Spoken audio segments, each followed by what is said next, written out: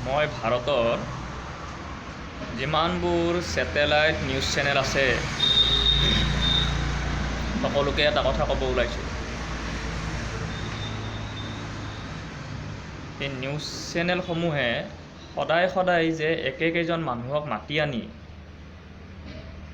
তেওঁলোকৰ নিউজৰ ডেস্ক পেনেলত বহুৱাই যে আমাক যে জনসাধাৰণক এই মূৰটো যে গৰম কৰি থাকে,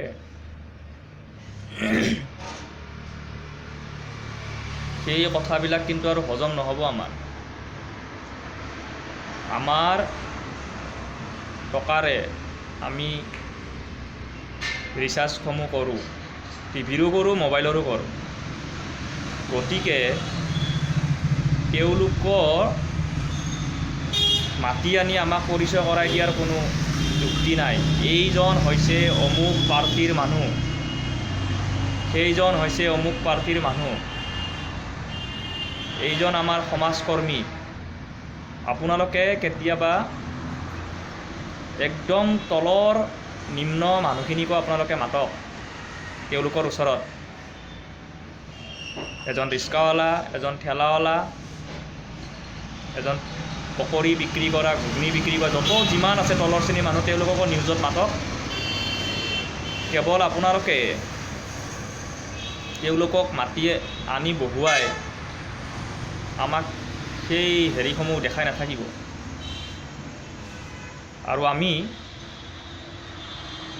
আপোনালোকে নাভাবিব যে আমি একো কৰিব নোৱাৰোঁ। আমাৰ হাতত ৰিম'টটো আছে, বুজি পালে? ৰিম'টটো দি এনেকৈ টিভিটো বন্ধ কৰি দিম বা মোবাইলৰ ৰিচাৰ্জটো নকৰোঁ, আপোনালোকেও বুজি পাব। সেইকাৰণে আমাৰ দৰে তলৰ শ্ৰেণীৰ মানুহখিনিকো মাতক আৰু আমাৰ কি অসুবিধা, আমাৰ কি সমস্যা, আমি সেই সকলো কথা আমি সেই ৰাজনীতি কৰা বা সমাজত ভদ্ৰ মানুহখিনিৰ ওচৰত আমি দাঙি ধৰিম। কেৱল 1 ঘণ্টাৰ বাবে পেনেলত বহুৱাই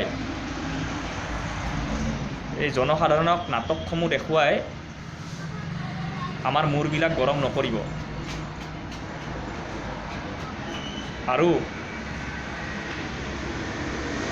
সকলো ভাৰতৰ নিউজ চেনেলকে কৈছোঁ মই, বুজি পালে? আমাৰ দৰে মানুহখিনিক মাতক, তাতকৈ আৰু বেছি ক'ব লগা মোৰ একো নাই।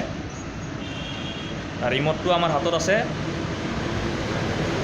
আমি যেদিনাখন সকলোৱে বন্ধ কৰি দিম নহয়, তেতিয়া আপোনালোকৰ বুজি পাই যাব কোনে চাব আপোনালোকৰ চেনেল। ধন্যবাদ।